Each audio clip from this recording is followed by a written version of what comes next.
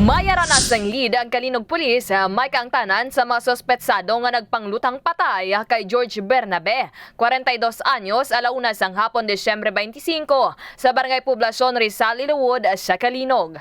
Ginpahayag ni Police Major Daj de Lima, hepe sang Kalinog Municipal Police Station, nga may pila sila ka impormasyon nga nakuha gikan sa abyanan sang biktima. Kag sa karon na 3 ka anggulo ang ila ginasundan nga mahimo motibo sa pagpatay. Suno pa kay Dilima, isa ka coach sa basketball kag negosyante sang ukay-ukay si Bernabe.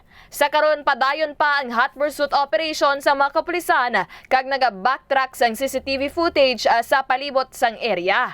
Antes matabo ang krimen, agud makabulig sa ila investigasyon. Naibaluan nga nabawian sang kabuhi si Bernabe samtang nagamotorsiklo matapos ginluthang sang riding in tandem nga lunsay naka-helmet kag nagasuksok sang duag itom nga jacket. Nakaagom sang igo sa likod nga porsyon sang ulo ang biktima. Kag na-recover naman sa ginluntaran sang insidente ang isa ka basiyo sang bala.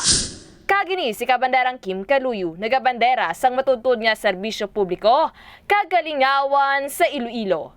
Radyo Bandera. Ang ining balita ang ginadulong sa inyo sang Pure C, ang alkaline base nga vitamin C, hindi acidic, marami sa immune system. Ang Pure C, ang marami kombinaron sa DTX 500 capsule.